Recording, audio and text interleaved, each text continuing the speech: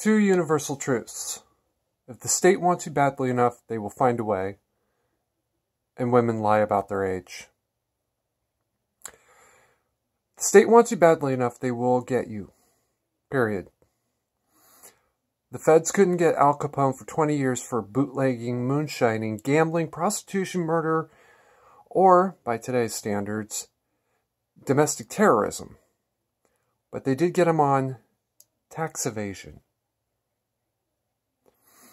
Cody WILSON, founder of Defense Distributed, came up with a cheap way to make a kind of directional hand grenade out of plastic.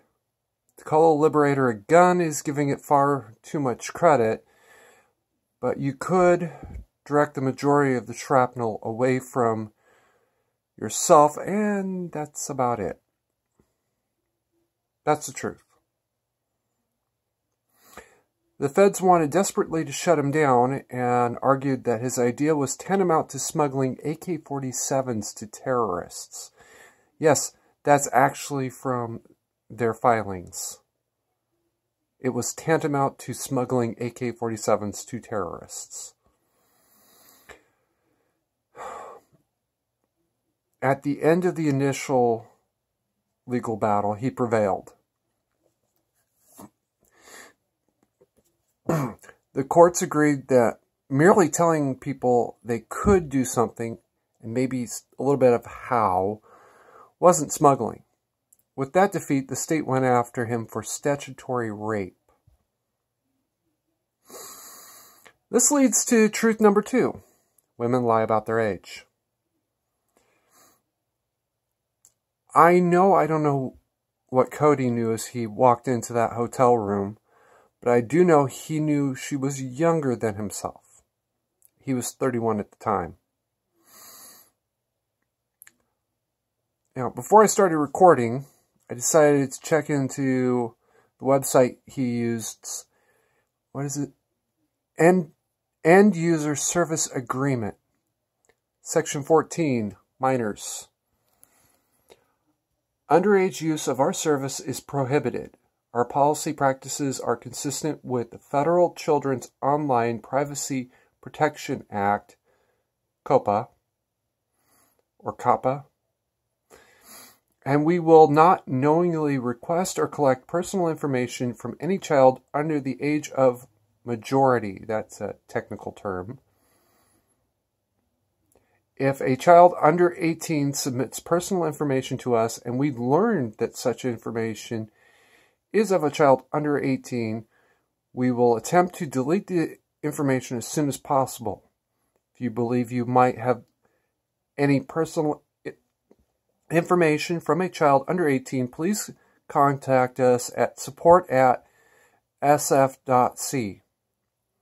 I'm not going to reprint the website. It's sf.com.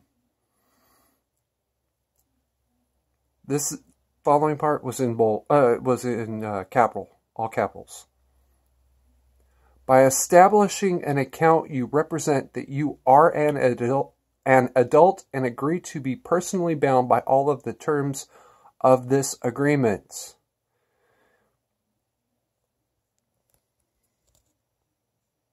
Want me to read that again? By establishing an account, you represent that you are an adult and agree to be personally bound by all of the terms of this agreement. Big capital letters. Now, back in my gamer cosplay days, I had a personal policy. I would not meet anyone outside of a bar. If you can get into a bar, that's prima facie evidence that you are an adult, probably an adult over 21. So I knew that I was only dealing with adults. Now, at the time, I was late 20s, so I would have actually been held accountable if I had met somebody who was underage and they made an accusation. Not necessarily anything happened, they just made an accusation. For better or for worse, Cody did something very similar. He put a wall between himself and various females, looking for a guy by using a service. The girls lied to the service to get in. He can't stop that. He can't control that. That's what the state hung their case on. That he met a 16-year-old girl in a hotel room. By the way, age of consent in the state in question is 17. The purpose of this prosecution had nothing to do with whether he banged a 16-year-old or not. It had everything to do with obtaining a felony conviction. It had everything to do with obtaining a felony conviction and nothing else.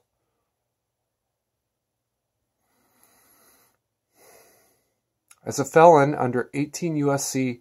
922 Part G, he could not possess a firearm nor work in the firearms industry, since working in the industry necessitates handling firearms. That's federal law. Cody wasn't prosecuted for treason, but for, in effect, selling guns to other parties, including potential terrorists. Now, that's actually from the federal filings on the subject. I remember this from back when it first started, and I foolishly believed that that's exactly what was going on, that he was furnishing guns, knowingly furnishing guns to terrorists. He was not. There's never been any evidence that he knowingly furnished it to any particular party.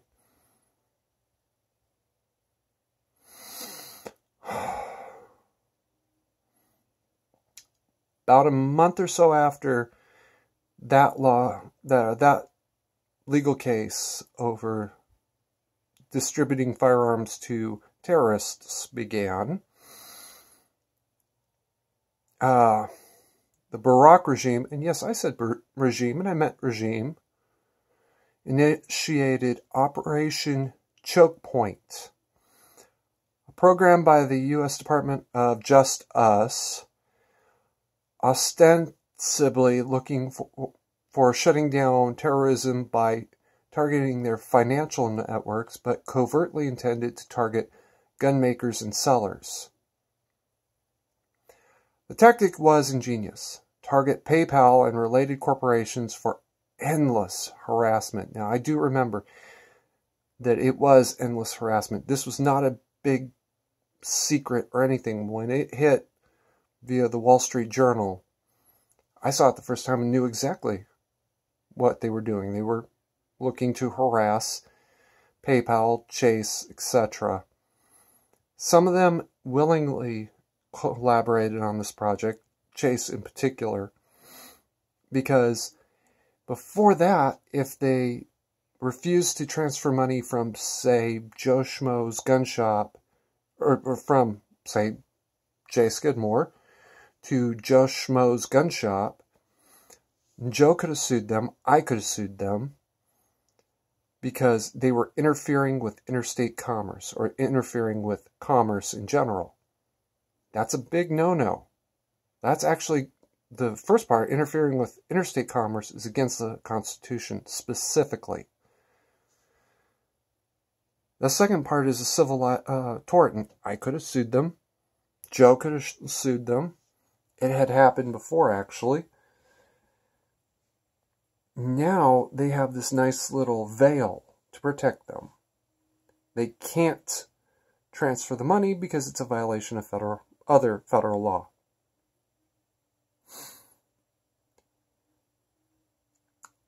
PayPal and related corporations for endless harassment investigations until they discontinued service to end users. In other words, stop giving money to gun-related companies. I doubt Joe Schmo was the one being targeted. This was targeting really the big corporations, Sturm, Ruger, Smith & Wesson, and more importantly, the NRA. If you can shut down the NRA's ability to collect members' dues, you can shut the NRA down. And that is what that was all about. All right. There is some other things related to what was going on. There were proposals for if you made a gun video in general, you could have been harassed, but those went nowhere. The ones that really went somewhere was going after Cody Wilson specifically. I don't like Cody Wilson. I don't like what he done. But I'd rather give him money for being an ass and designing a piece of shit hand grenade that will mostly blow up one direction than submit to the Barack regime, which was very much interested in repealing the Second Amendment. That was the end goal of all of this. You can't repeal the Second Amendment, okay, but you can create so many barriers to its use, it's effectively gone. That's what this H.R. 822 was intended to do. Create so many barriers that it effectively doesn't exist for certain classes of people. Declare that anybody with PTSD is obviously mentally incompetent, or is it psychologically unstable? It doesn't really matter. The point is that it was intended to ensure that nobody with PTSD could carry, or could even own a gun in general. He did do that, and he targeted them through VA records. It wasn't actually everybody with PTSD, it was everybody in the VA system with PTSD, TBI, and I forgot the other one. That went nowhere because it was illegal, and the courts called him on it right away.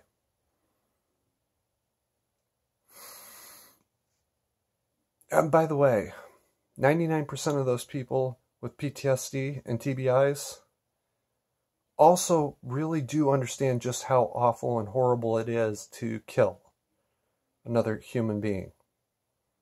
All right, I have PTSD. I've never killed anybody. I'm not looking forward to it. I'm actually quite ready to die having never fired my gun in anger. All right? That would be absolutely my preference. But there are evil people out there. Some of them are veterans, yes. Most of them, 99%, are not. No gun control will ever disarm an evil person. Forget about Cody Wilson. All right? That was a gimmick.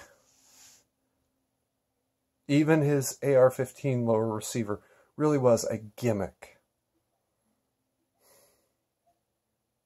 The real danger is cases like Jalisco, where they made M16s from absolute scratch. They made their own barrels. People don't realize that. The Jalisco case, they made their own barrels. That is the technically most sophisticated part of the gun because it's a pressure-bearing chamber and it has to be made exactly right or your gun will grenade on you. It'll kill you and not the other guy. They were doing that, and they were making good quality barrels. These were better than mil-spec. How are you going to disarm them?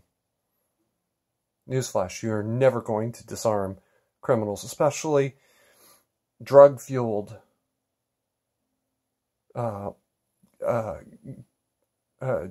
drug-fueled gangs. All right, they got millions of dollars to drop on the equipment that costs dozens of thousands of dollars. You cannot disarm them. Oh, by the way, sell a dozen M16s and guess what? It's paid itself off. At the end of the day, you have to keep calm and mandatory carry on. Go see Alita.